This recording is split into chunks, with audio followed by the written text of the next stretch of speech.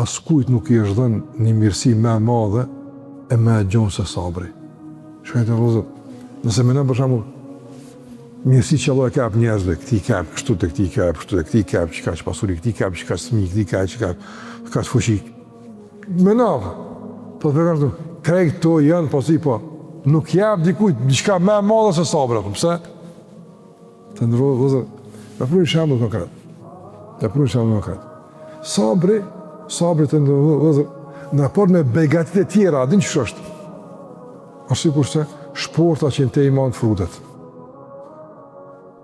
Për shembull ti, tash është ku me vjellë qërshia, koha qërshia, me vjellë qërshia. Nëse s'ki shport, s'ki kese, sa më kështë marrë me do? Po që i merë me do, po bim përudha, ato më në konë shumë, po s'ki që shiman. Me pas një shport, shtinë sa të dusham. E që e shporta që i manë begatit, i runë begatit është sabri, me të i runë. Pa sabër, hupin begatit, hup bereqeti, hup shrydzimi, hup përjetimi, hup përfitimi nga begatit, e kështë më radhë. Andaj ka thënë pejgamberi, askujt nuk i është dhënë begati, me e gjonë, me e madhe se sabri. Se nuk ka begati që ka mundësi me e marë këtë sabrin. A sabri këtë begati të përfriname. Ha gjoma një begati që, për shambull, nuk hinë sabri që aty. Ska dhe zdi, pa mundë shpër. Njëri edhe kur të merë duhet sabër. Mos më lakmu. Edhe kur t'jep duhet sabër. Qështë kur t'jep duhet sabër?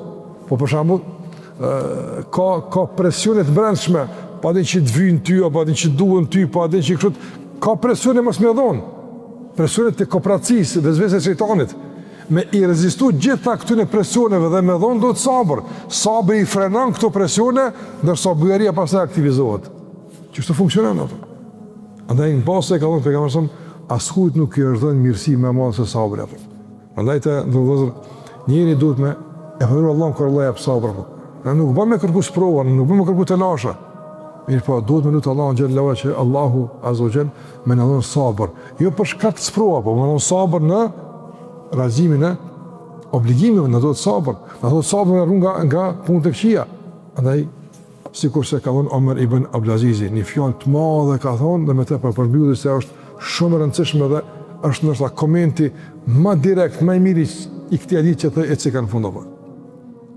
Omer ibn Abdulazizi një udhëhec i madh i muslimanëve të kaluarën, një njëri menqër, i urtë, një dietar, ka thonë, nëse Allahu ta ka marrë një begati, të ka privu për një begati, ndodhë, këtë njerëzën të privu për të qikojt, kur që ka krejt, ka thonë, nëse Allahu të ka privu nga një begati, dhe në këmbim me atë begati, do më për qëtë begati që ta ka marrë, ose që s'ta ka dhonë, ta ka jep sabrin, dhe nësoj të ka jep sabr. Thë dije se e që ta ka dhonë është shumë me madhe se e që ta ka marrë. Me rëndësishme. Pra dikujtë Allah e ka jep një begati, po si ka jep sabr. E dikujtë Allah se ka jep qëtë begati, po ka jep sabr. Që është me mirë? Që ka sabrin. Që ka sabrin më Allah. Nga se tash, asë në begati nuk duhet pa sabr.